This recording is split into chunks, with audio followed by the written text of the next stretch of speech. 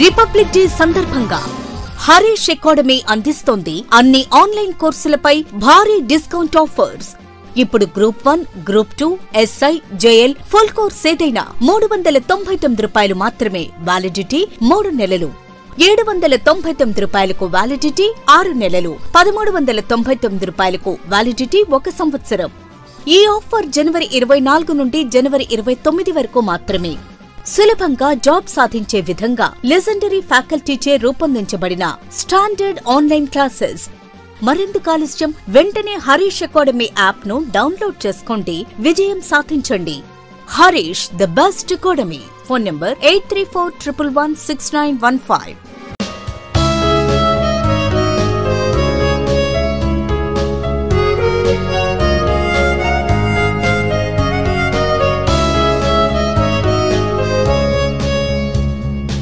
Harish, the best academy. Hi friends, welcome to Harish Academy. ఈరోజు వార్తలు నిలిచిన జాతీయ, అంతర్జాతీయ, రాష్ట్రీయ అంశాల గురించి, వార్తలు నిలిచిన వ్యక్తులు, అవార్డులు, పుస్తకాలు, మరి క్రీడా సంబంధిత సమాచారం, ఒక్కొక్క అంశాన్ని వివరంగా తెలుసుకుందాం. ఈరోజు ఫస్ట్ టాపిక్ వచ్చేసి భారతదేశంలోని ఓటర్ల సంఖ్య, దానికి సంబంధించిన గణాంకాలను విడుదల చేస్తూ కేంద్ర ఎన్నికల సంఘం ఈరోజు వార్తల్లోకి వచ్చింది. ఈ టాపిక్ గురించి వివరంగా తెలుసుకునే ముందు కొన్ని స్టాటిక్ పాయింట్ చూద్దాము. భారతదేశంలోనే అత్యున్నత చట్టం మన రాజ్యాంగం.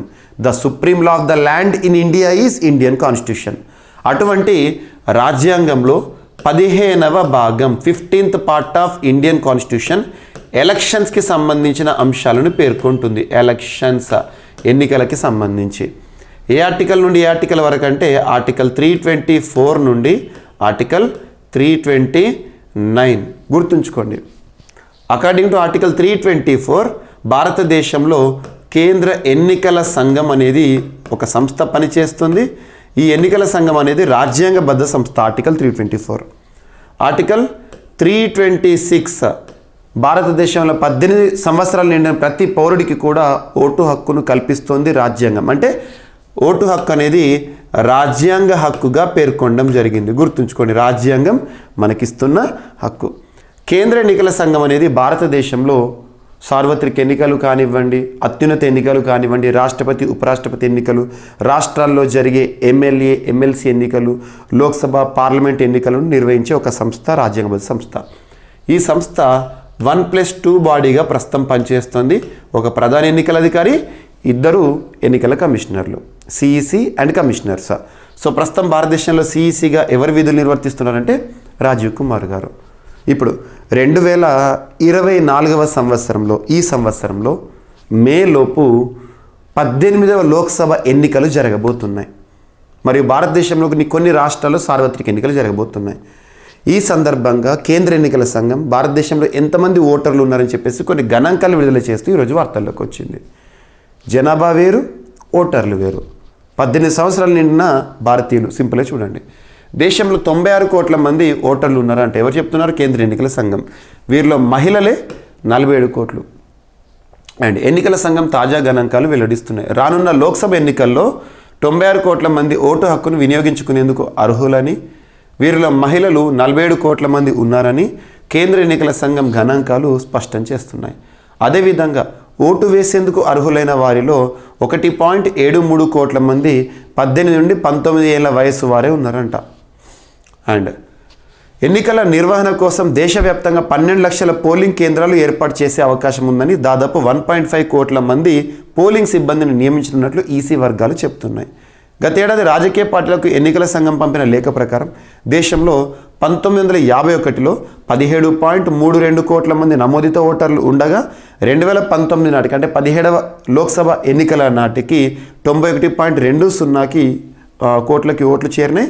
అండ్ తొలి లోక్సభ ఎన్నికల్లో 45% పోలింగ్ నమోదు కాగా గత 17th లోక్సభ ఎలక్షన్స్ అప్పుడు 67% ఓటింగ్ పర్సెంట్ అనేది నమోదైంది. ఇక ఈసారి ఎంత నమోదవుతుందో చూడాలి. సో ఇది ఓటర్లకు సంబంధించిన గణాంకాలు. ఎగ్జామినేషన్ ఇటువంటివి ఇంపార్టెంట్. రీసెంట్గానే మనము తెలంగాణ, ఏపీకి సంబంధించిన ఓటర్కి సంబంధించిన గణాంకాలు చూడడం జరిగింది. అవి చూడండి. And superlative topic last 2 times మనం డిస్కస్ చేసాం. ఈరోజు జనవరి 27th. ఈరోజు అఫీషియల్గా ప్రపంచంలోనే అతిపెద్ద టైటానిక్ షిప్ కంటే 5 రెట్లు పెద్దదైన అత్యంత విలాసవంతమైన ఒక షిప్ అనేది ఈరోజు ప్రారంభంతో వార్తల్లోకి వచ్చింది, ఐకాన్ ఆఫ్ ద సీస్. ఈ షిప్ ఏదైతే ఉంటుందో దాన్ని ఏ సంస్థ తయారు చేసింది అవి గుర్తుంచుకోండి. టైటానిక్ 5 రెట్లు పెద్దది. ఈ రోజున సో జనవరి 27న ఈ షిప్ ప్రారంభమైంది. ఐకాన్ ఆఫ్ ద సీస్ ప్రపంచంలో అతిపెద్ద ఓడగా ఇది రికార్డు పొందింది. దాని పేరు ఐకాన్ ఆఫ్ ద సీస్, గుర్తుంచుకోండి. సో మొత్తం ఇందులో ఉండే అంతస్తులు 20 అంతస్తులు అంట. పొడవు వచ్చేసి 365 metres, more than quarter kilometre అని చెప్పొచ్చు. అంటే 1 కిలోమీటర్ 4 వంతులు తీసుకుంటే 1 వంతు కంటే ఎక్కువ. అండ్ ఉన్న గదులు ఎన్ని అంటే 2805. బరువు వచ్చేసి 2,50,800 టన్నులు. ప్రయాణికుల సామర్థ్యం వచ్చేసి 7,600. పనిచేసే సిబ్బంది వచ్చేసి 2,350. మరి ఎవరు నిర్మించారు ఈ షిప్ను అంటే రాయల్ కరేబియన్ ఇంటర్నేషనల్ కంపెనీ. నిర్మాణ ఖర్చు వచ్చేసి 16,624 కోట్ల రూపాయలు. అండ్ భారతదేశంలో investors, stock market, share market అంటాం కదా మనము. సో వివిధ సంస్థల నుండి మనం షేర్స్ కొనుక్కోవడము. భారతదేశంలో స్టాక్ మార్కెట్, షేర్ మార్కెట్కి సంబంధించిన రెగ్యులేటరీ బాడీ ఏంటంటే SEBI, securities exchange board of India. Madhavi puri Butch గారు ఈ సంస్థ చరిత్రలో మొట్టమొదటి మహిళా హెడ్గా పనిచేస్తున్నారు. రీసెంట్గా భారతదేశంలో ఇన్వెస్టర్లకు సంబంధించిన గణాంకాలు కొన్ని వార్తల్లోకి వచ్చినాయి. సో ఇన్వెస్టర్స్ పెరుగుతున్నారు భారతదేశంలో, షేర్ మార్కెట్లో ఎంటర్ అవుతున్నవారు. సో చూడండి, దేశవ్యాప్తంగా ప్రజలు ఉత్సాహంగా ఈక్విటీ పెట్టుబడుల వైపు అడుగులు వేస్తున్నారు. మార్కెట్ల ర్యాలీ కూడా వారిని ఆకర్షిస్తోంది. ఇందుకు నిదర్శనంగా BSE బాంబే స్టాక్ ఎక్స్చేంజ్లో రిజిస్టర్డ్ ఇన్వెస్టర్ల సంఖ్య 2023లో 27% పెరిగి 3.3 కోట్లకు చేరింది బాంబే స్టాక్ ఎక్స్చేంజ్లో. ముఖ్యంగా బీహార్లో 42%, యూపీలో 41% మేర కొత్త ఇన్వెస్టర్లో వృద్ధి కనిపించిందంట. గతేడాది సెన్సెక్స్ 19%, నిఫ్టీ 50 సూచీలు 20% మేర ర్యాలీ చేశాయి. సో ఇంత పెరిగినాయి. మిడ్ క్యాప్, స్మాల్ క్యాప్ సూచీలు ఇంతకంటే అధిక రాబడిని ఇచ్చాయి. విదేశీ ఇన్వెస్టర్ల అమ్మకాల ఒత్తిడిని సర్దుబాటు చేసుకునే స్థాయిలో దేశీ పెట్టుబడులు పెడుతుండడం గమనార్హం. గుర్తుంచుకోండి. సో అలా ఇన్వెస్టర్కి సంబంధించి ఏపీ నుంచి ప్రస్తుతం ఎంతమంది ఉన్నారు షేర్ మార్కెట్స్ లేదా స్టాక్ మార్కెట్లోకి ఎంటర్ అయిన వాళ్ళంటే 61.8 లక్షల మంది. తెలంగాణ నుండి 47.1 లక్షల మంది ఈక్విటీస్లో ఇన్వెస్ట్ చేస్తున్నట్ట. ఇలా భారతదేశ వ్యాప్తంగా ఎంతమంది షేర్ మార్కెట్లోకి ఎంటర్ అయ్యారు, ఈక్విటీస్లో ఇన్వెస్ట్ చేస్తున్నారని చెప్పేసి ఒక గణాంకం. సో ఓకేనా, ఇది BSE బాంబే స్టాక్ ఎక్స్చేంజ్ వారు విడుదల చేసిన గణాంకాలు. ఇక 75th రిపబ్లిక్ డే సెలబ్రేషన్స్ నిన్నటి రోజున అంగరంగ వైభవంగా ముగిస్తున్నాయి. సో ఈ రిపబ్లిక్ డే సెలబ్రేషన్స్ని దృష్టిలో ఉంచుకొని on the eve of republic day భారతదేశంలో అత్యున్నత పురస్కారమైన భారతరత్న గురించి, పద్మ పురస్కారాల గురించి మనం చూడడం జరిగింది. అండ్ ఈ 2 టాపిక్స్ గురించి ఎక్స్క్లూజివ్గా నేను ప్రవీణ్ సార్ క్లాసెస్ యూట్యూబ్ ఛానల్లో ఎక్స్ప్లెయిన్ చేశాను, చూడండి. So Praveen sir classes YouTube ఛానల్లో మీకు కొన్ని ఇంపార్టెంట్ కంటెంట్ ఇస్తున్నాను, స్పెషల్ వీడియోస్ ఇస్తున్నాను. అందులో ఎన్సీఆర్బీ రిపోర్ట్ పైన ఈరోజు మార్నింగ్ ఒక వీడియో రిలీజ్ అయింది, అది ఖచ్చితంగా చూడండి. అండ్ భారతరత్న గురించి స్పెషల్ వీడియో సెషన్ తీసుకున్నాను. పద్మ పురస్కారాలు, ప్రత్యేకతలు, టోటల్ ఇన్ఫర్మేషన్తో మీకు సంపూర్ణ సమాచారం ఇలా చాలా వీడియోస్ ఇస్తున్నారు, ఒకసారి చూడండి అవన్నీ కూడా. సో ఇక్కడ రక్షణ సహకారానికి రోడ్ మ్యాప్ అని చెప్పేసి యాక్చువల్గా ఈ గణతంత్ర దినోత్సవ వేడుకలకు ముఖ్య అతిథిగా వచ్చిన వారు ఫ్రాన్స్ దేశ అధ్యక్షుడు ఎమాన్యుయల్ మ్యాక్రాన్. గుర్తుంచుకోండి, ఈ పద్మ పురస్కారాలు ఈ సంవత్సరం అనౌన్స్ చేయబడిన పద్మ పురస్కారాలు 4 పురస్కారాలు ఫ్రాన్స్కి సంబంధించిన వ్యక్తులకే రావడం విశేషం. సో ఇక్కడ చూడండి, రక్షణ సహకారానికి రోడ్ మ్యాప్, భారత్ ఫ్రాన్స్ మధ్య అంగీకారం. ఫ్రాన్స్ అధ్యక్షుడు ఎమాన్యుయల్ మ్యాక్రాన్ భారత పర్యటన సందర్భంగా ఇరు దేశాల మధ్య కొన్ని ముఖ్యమైన ఒప్పందాలు జరిగినాయి అంట. కీలకమైన రక్షణ రంగంలో ఉమ్మడి కార్యాచరణతో ముందుకు సాగేందుకు ఇవి తోడ్పడతాయని వెల్లడించారు. ఫ్రాన్స్ అనగా మనకి ఏం గుర్తుకు రావాలి? ఫ్రాన్స్ నుండి మనం దిగుమతి చేసుకున్న రఫేల్ యుద్ధ విమానాలు, దసో సంస్థ రఫేల్ ఫ్రాన్స్ నుండి మనం దిగుమతి చేసుకున్నాం. ఓకేనా? ఇందులో భాగంగా రక్షణ ఉత్పత్తుల అభివృద్ధి, తయారీతో పాటు సైనిక అవసరాలకు సాంకేతిక సహకారం అందించుకోవడానికి ఓ రోడ్ మ్యాప్ రూపకల్పనకు ఇరు దేశాలు కూడా నిర్ణయించుకున్నట్లు తెలిపారు. సైనిక ఉపగ్రహాల అభివృద్ధి, అంతరిక్షంలో శకలాలు అండ్ ఇతర ఉపగ్రహాల రద్దీ సమాచారాన్ని పంచుకోవడానికి ఈ ఒప్పందం జరిగినట్లు వెల్లడించారు. అంతరిక్షం, సైబర్ రంగం, కృత్రిమ మేధ, రోబోటిక్స్ వంటి రంగాల్లో సహాయ సహకారాలు అందజేస్తున్నట్లు తెలుపుతున్నారు.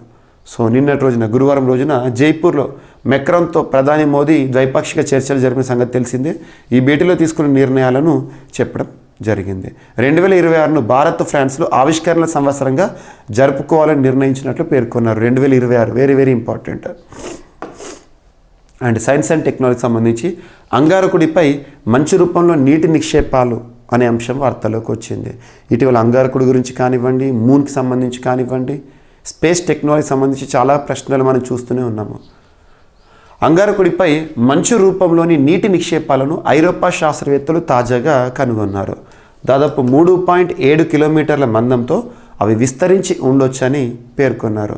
ఈ మంచు కరిగితే వచ్చే నీటితో భూమిపై ఎర్ర సముద్రాన్ని నింపొచ్చని అంచనా వేశారు. యూరోపియన్ స్పేస్ ఏజెన్సీ తన మార్స్ ఎక్స్ప్రెస్ ఆర్బిటర్, గుర్తుంచుకోండి, Mars Express orbiter European Space Agency, దాని ద్వారా ఈ నిక్షేపాలను గుర్తించింది. అంగారకుడిపై నీటి నిక్షేపాలను కనుగొంటూ వార్తలోకి వచ్చింది. ఏ స్పేస్ ఏజెన్సీ అంటే European Space Agency. So Mars అని పిలిచిన, అంగారకుడి అని పిలిచిన, అరుణగ్రహం అని పిలిచిన ఒకటే, ఓకేనా. అవి ధృవాల వద్ద కాకుండా గ్రహ మధ్య భాగంలో విస్తరించి ఉన్నట్లు చెప్తున్నాయి. మార్స్ ఎక్స్ప్రెస్ ఆర్బిటర్ అనేది 2003లో అంగారకుడి కక్షలోకి చేరింది. అది అందించిన సమాచారంతో మొదటిసారి 2004లో అంగారకుడిపై మంచు ఉనికిని శాస్త్రవేత్తలు గుర్తించారు. అది మనందరికీ ఇప్పటికే తెలుసండి. అండ్ హెచ్పివి టీకాతో గర్భాశయ క్యాన్సర్కు check. So human papilloma virus అంటాము, దానికి సంబంధించిన టీకాతో గర్భాశయ క్యాన్సర్కి మనం చెక్ పెట్టవచ్చని. రొమ్ము క్యాన్సర్ తర్వాత భారతీయ మహిళలు ఎక్కువగా ఎదుర్కొంటున్న సమస్యల్లో గర్భాశయ cancer, HPV human papilloma virus టీకాతో వ్యాక్సిన్తో చెక్ పెట్టవచ్చని తాజా అధ్యయనం ఒకటి వెల్లడించింది. 10 ఏళ్ల వ్యవధిలో దేశంలోని వివిధ దవాఖానాల్లో 10 నుండి 18 ఏళ్ల మధ్య వయసు నుండి హెచ్పివి టీకా వేసుకున్న 2135 మంది బాలికలపై ఈ అధ్యయనాన్ని నిర్వహించారు. ఈ వివరాలను హ్యూమన్ వ్యాక్సిన్స్ అండ్ ఇమ్యునోథెరపిక్స్ జర్నల్లో ప్రచురించారు. ఈ అధ్యయనం ప్రకారం బాలికలకు హెచ్పివి సింగిల్ డోస్ టీకా వేయడం వల్ల గర్భాశయ క్యాన్సర్ యొక్క జీవితకాల ప్రమాదాన్ని తగ్గించవచ్చని నివేదికలు చెప్పారు. అండ్ మైగ్రేన్, చాలామందికి మైగ్రేన్ ఉంటుంది, విపరీతమైన తలనొప్పి. సో మైగ్రేన్కు ముందస్తు హెచ్చరిక అనే అంశం ఒక ఇన్నోవేషన్ వార్తల్లోకి వచ్చింది. నిద్ర, భావోద్వేగాలు, ఒత్తిడి, శక్తి స్థాయిని విశ్లేషించడం ద్వారా మైగ్రేన్ తలనొప్పి రాకను ముందే కనిపెట్టవచ్చని అమెరికా జాతీయ మానసిక ఆరోగ్య సంస్థ పరిశోధకులు తేల్చారు. ఏ రాత్రి అయినా సరిగా నిద్ర పట్టలేదని చెప్పిన వాళ్ళు 22% మందికి, అండ్ మగత నిద్రపోయామని చెప్పిన వారిలో 18% మందికి మరుసటి రోజు ఉదయం మైగ్రేన్ వచ్చిందని పరిశోధకులు తెలిపారు. ఫలానా రోజు శక్తి క్షీణించినట్లు చెప్పిన వారిలో 16% మంది ఉన్నారని చెప్పడం జరుగుతుంది. సో దీనికి సంబంధించిన ఒక మైగ్రేన్, యాక్చువల్గా మైగ్రేన్కి సంబంధించిన అంశము. అండ్ భారతదేశంలో విద్యా వ్యవస్థకు సంబంధించిన గణాంకాలు ఇటీవల మినిస్ట్రీ ఆఫ్ ఎడ్యుకేషన్ వారు విడుదల చేశారు. ఏసర్ రిపోర్ట్స్ కానీ అండ్ విద్యా మంత్రిత్వ శాఖ వారు విడుదల చేసే నివేదికల గురించి కానీ గణాంకాలపైన క్వశ్చన్స్ వస్తాయి. సో ఉన్నత విద్యా సంస్థల్లోకి 4.33 కోట్ల మంది విద్యార్థులు ఉంటారు. 44% మేర పెరిగిన ఎస్సీ ప్రవేశాలు. 2021-22 సర్వేను విడుదల చేసిన కేంద్ర విద్యాశాఖ, ప్రస్తుతం కేంద్ర విద్యాశాఖకి మంత్రి ఎవరు విధులు నిర్వర్తిస్తున్నారు? ధర్మేంద్ర ప్రధాన్ గారు. సో దేశవ్యాప్తంగా ఉన్నత విద్యా సంస్థలో 2021-22 సంవత్సరంలో, విద్యా సంవత్సరంలో 4.33 కోట్ల మంది విద్యార్థులు చేరిండ్రంట. వెరీ వెరీ ఇంపార్టెంట్, కొత్తగా చేరిన వారు. అంతకుముందు ఏడాదితో పోలిస్తే 4.58% వృద్ధి నమోదైనట్లు తెలిపారు. 2020-21లో 4.14 కోట్ల మంది విద్యార్థులు ఉన్నత విద్యలో చేరారని పేర్కొనడం జరిగింది. సో ఈ గణాంకాలను ఇటీవల విద్యా వ్యవహారాల మంత్రిత్వ శాఖ వారు విడుదల చేశారు. సో ఇవేవైతే ఉంటే ప్రతి పాయింట్ కూడా చాలా చాలా ఇంపార్టెంట్. ఎంతగా ఎన్రోల్మెంట్ పెరిగింది, గ్రాస్ ఎన్రోల్మెంట్ ఏ విధంగా పెరిగింది, కొత్తగా విద్యా వ్యవస్థలో చేరిన వారు ఎంతమంది, ఇలాంటి క్వశ్చన్స్ ఈ టాపిక్ నుండి అడిగే అవకాశం ఉంటుంది. అండ్ నెక్స్ట్, ఉన్నత విద్యలో తగిన ప్రవేశాలు ముఖ్యంగా ఆంధ్రప్రదేశ్ సంబంధించి అండ్ అన్ని రాష్ట్రాలకు సంబంధించి ఇక్కడ ఇవ్వడం జరిగింది. ఉన్నత విద్యలో 100 మంది అబ్బాయిలకు అమ్మాయిల నిష్పత్తి ప్రస్తుతం ఎలా ఉందట అంటే ఏపీలో 93 ఉందంట, అండ్ కర్ణాటకలో 101 ఉంది, తమిళనాడులో 101 మంది, తెలంగాణలో 108, జాతీయ సగటు వచ్చేసి 101. సో ఉన్నత విద్యలో తగ్గిన ప్రవేశాలని చెప్పేసి ఇటీవల విడుదలైన సర్వే. ఏ సర్వే అంటే అఖిల భారత ఉన్నత విద్య సర్వే 2021-2022కి సంబంధించి. అండ్ నెక్స్ట్, ఇటీవల గవర్నర్ వర్సెస్ గవర్నమెంట్ వివాదం అనేది మనం తరచూ చూస్తున్నాం. అందులో చాలా రాష్ట్రాలు, గతంలో వెస్ట్ బెంగాల్ రాష్ట్రం అలాగే ఉండే. జగదీప్ ధన్కర్ గారు వెస్ట్ బెంగాల్ రాష్ట్ర ముఖ్యమంత్రిగా విధులు నిర్వర్తించినప్పుడు Jagdeep Dhankhar versus Mamata Banerjee, governor versus government office చూసాము. గతంలో తెలంగాణలో గత ప్రభుత్వము బీఆర్ఎస్ ప్రభుత్వం ఉన్నప్పుడు. సో గవర్నర్ వర్సెస్ గవర్నమెంట్, అలా చాలా రాష్ట్రాలు ఇటీవల మనకు తరచూ వార్తలకు వస్తున్న రాష్ట్రాలు కనుక చూస్తే Tamil Nadu R N Ravi versus M K Stalin, governor versus government. అత్యధిక సార్లు వార్తల్లోకి వస్తున్న రాష్ట్రం ఇటీవల కాలంలో కేరళ, మహమ్మద్ ఆరిఫ్ ఖాన్ గవర్నర్గా ఉన్నారు, పినరయి విజయన్ గారు ముఖ్యమంత్రిగా ఉన్నారు, గవర్నర్ వర్సెస్ గవర్నమెంట్.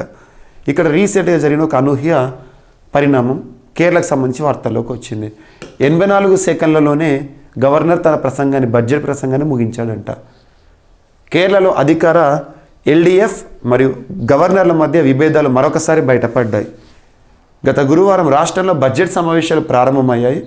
ఈ సందర్భంగా గవర్నర్ మహమ్మద్ ఆరిఫ్ ఖాన్, పేరు గుర్తుంచుకోండి, తన ప్రసంగాన్ని 2 నిమిషాల్లోపే ముగించడం చర్చకు దారితీసింది. ప్రభుత్వ ప్రసంగంలో కేవలం చివరి పేరాను మాత్రమే ఆయన చదవడం గమనార్హం. గురువారం ఉదయం 9 గంటలకు బడ్జెట్ సమావేశాల ప్రారంభం సందర్భంగా ఇది జరిగిందంట. అండ్ నెక్స్ట్, హైదరాబాద్లో ఓలా ఈ బైక్ ట్యాక్సీ సేవలు అనేవి నిన్నటి రోజున ప్రారంభమైనాయి. సో ప్రముఖ క్యాబ్ సేవల సంస్థ ఓలా హైదరాబాద్ మరియు ఢిల్లీలో ఈ బైక్ ట్యాక్సీ సేవలను ప్రారంభించింది. బెంగళూరులో చేపట్టిన పైలట్ ప్రాజెక్టు విజయవంతమైన నేపథ్యంలో ఈ నిర్ణయం తీసుకుంది. ఈ బైక్, ఎలక్ట్రిక్ బైక్స్ 100 కోట్ల మంది భారతీయులకు సేవలు అందించాలని లక్ష్యంగా పెట్టుకోవడం జరిగిందంట. అండ్ ఈసారి పద్మ పురస్కార గ్రహీతలు మొత్తం 132 మంది. 2024 పద్మ పురస్కారాల ప్రకటన చూసాం. ఇన్ డీటెయిల్ ఇన్ఫర్మేషన్ కూడా, స్పెషల్ వీడియోని కూడా మీకు నేను అందించడం జరిగింది. అందులో పద్మ విభూషణ్ పురస్కార గ్రహీతలు వచ్చేసి 5 అండ్ పద్మభూషణ్ పురస్కార గ్రహీతలు వచ్చేసి 17 మంది. ఈ 5 పేర్లు మీకు ఆల్రెడీ తెలుసు. మెగాస్టార్ చిరంజీవి గారు, వెంకయ్య నాయుడు గారు, అండ్ సులభ్ అధినేత గారు, and it the same Bindeshwar Pathak గారు, అండ్ నెక్స్ట్ వచ్చేసేసి పద్మ సుబ్రహ్మణ్యం గారు, అండ్ వైజయంతి మాల గారు. సో 5. వారు కాకుండా 17 మంది పద్మభూషణ్ పురస్కార గ్రహీతలు ఉన్నారు. ఆ పద్మభూషణ్ పురస్కార గ్రహీతలు ఒకే ఒక పద్మభూషణ్ విదేశీయులకు రావడం జరిగింది. ఈ సంవత్సరం 2024 సంవత్సరంలో పద్మభూషణ్ పురస్కార గ్రహీత వార్తలకు వచ్చిన ఏకైక విదేశీయుడు ఎవరు అంటే యాంగ్లీ. గుర్తుంచుకోండి. తైవాన్ ఎలక్ట్రానిక్స్ తయారీ దిగ్గజం ఫాక్స్కాన్ గ్రూప్ CEO చైర్మన్ యాంగ్లీకు పద్మభూషణ్ అవార్డు వరించింది. 75వ గణతంత్ర దినోత్సవం సందర్భంగా ప్రకటించిన వారిలో తను ఉండడం విశేషం. సో యాంగ్లీ, తనపైన క్వశ్చన్ రావచ్చు ఈసారి. ఓకేనా? సో ఇవి ఫ్రెండ్స్ ఈరోజు వార్తలు ఇచ్చిన అంశాలు. ఒకసారి ర్యాపిడ్గా చూస్తే, దేశంలోని ఓటర్ల గణాంకాలకు సంబంధించి కేంద్ర ఎన్నికల సంఘం విడుదల చేసిన అంశము. అండ్ టైటానిక్ కంటే పెద్దదైన, అత్యంత విలాసవంతమైన ఐకాన్ ఆఫ్ ద సీస్ ఈరోజు ప్రారంభమైంది. అండ్ భారతదేశంలో పెరుగుతున్న ఇన్వెస్టర్లు అని చెప్పే అంశము. And India France relations and గణతంత్ర దినోత్సవ వేడుకలకు ముఖ్య అతిథిగా వచ్చిన ఎమాన్యుయల్ మెక్రాన్ గారు అంగారకుడిపై మంచు రూపంలో నీటి నిక్షేపం అని చెప్పేసి యూరోపియన్ స్పేస్ ఏజెన్సీ వారు చెప్పిన అంశము. నెక్స్ట్, గర్భాశయ క్యాన్సర్కు హ్యూమన్ ప్యాపిల్లోమా టీకా ఏదైతే ఉంటుందో ఇచ్చి పరిష్కారం వెతుకోవచ్చు అని చెప్పేసి మైగ్రేన్పై ముందస్తు హెచ్చరికను సంబంధించిన అంశము. అండ్ ఉన్నత విద్యా సంస్థల్లోకి ఎంతమంది చేరారు గత సంవత్సరం, విద్యా సంవత్సరం అని చెప్పేసి కేంద్ర విద్యా వ్యవహారాల మంత్రిత్వ శాఖ వారు విడుదల చేసిన గణాంకాలు. అండ్ ఉన్నత విద్యలో తగిన ప్రవేశాలు, ఉన్నత విద్యకు సంబంధించి. అండ్ 84 సెకండ్లే ప్రసంగించిన బడ్జెట్ ప్రసంగం చేసిన కేరళ రాష్ట్ర గవర్నర్. అండ్ హైదరాబాద్లో ఓలా ఈ బైక్ ట్యాక్సీ సేవల ప్రారంభమనే అంశము. నెక్స్ట్, ఈ సంవత్సరం పద్మభూషణ్ పురస్కార గ్రహీతల్లో ఒకే ఒక విదేశీయుడు యాంగ్లీ, ఫాక్స్కాన్ అధిపతి. సో ఇవి ఫ్రెండ్స్ ఈరోజు వార్తలు నిలిచిన అంశాలు. మిస్లేనియస్ అంశాలను మిగిలిపోతే రేపటి క్లాస్లో జోడించి మరొకసారి నేర్చుకుందాం. రేపు కలుద్దాం. Thank you.